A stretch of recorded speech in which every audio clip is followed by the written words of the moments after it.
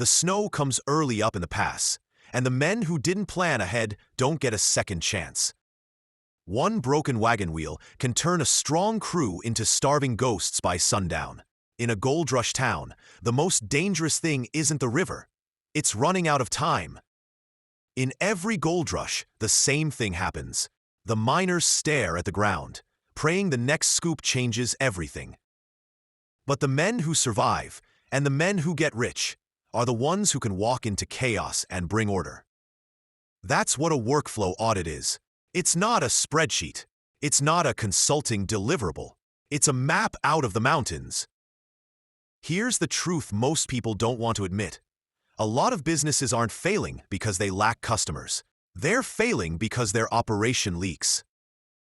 Leaks are what kill you out on the trail, and they're what kill you in a company. A lead comes in and sits too long. A quote doesn't go out. A follow-up doesn't happen.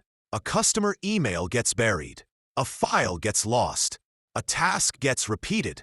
A decision gets made without the facts because the facts are scattered. And what do people do when they feel that pain? They start tool chasing. They buy a new system. They install a new app. They subscribe to something shiny. That's the modern version of buying a better gold pan while you're already starving. The merchant move is different. The merchant doesn't start with tools. The merchant starts with the route. A proper workflow audit has one job. Identify the 3 critical paths where time, money, and trust are leaking out of the business every day. You're not auditing everything. You're finding the choke points that matter. Here's how you do it in plain language. First, you pick one path, not 10. 1. The easiest one to start with is the lead path, because it touches revenue. The lead comes in. Then what? Where does it land? Who sees it? How fast does it get answered? How does it turn into a booked call, a quote, or a sale?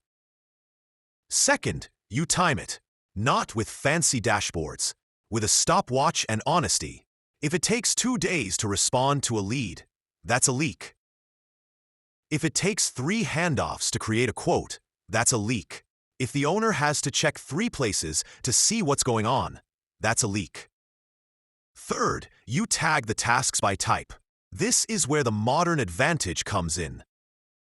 Every step is either a human judgment step needs a brain, or a mechanical step can be systematized. Most businesses are doing mechanical steps with human hands.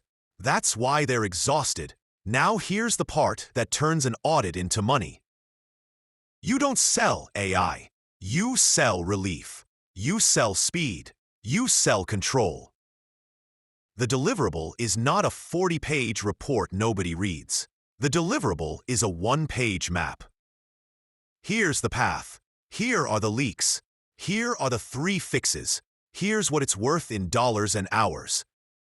Then you give them the next step. Implementation.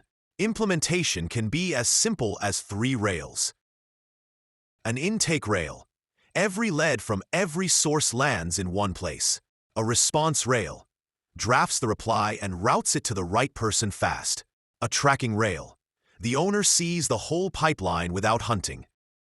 If you want to name tools, keep it simple, 2 or 3 max, because the tools aren't the product. The product is the rail you lay down, and that's why this is a shovel. It works in every industry. It works for local businesses. It works for small teams. And it sells because the pain is immediate. They feel it every day. Here's the common mistake. People sell the audit like it's the end. They hand over the map and walk away.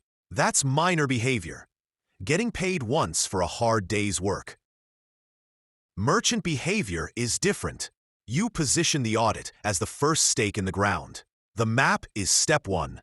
The build is step 2. The monthly check-in is step 3. Because once you lay rails in a business, they don't want them to break. They want the engine maintained. They want updates.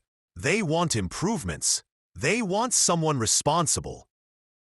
What if you could be that person? Not the one chasing the newest tool, the one owning the route.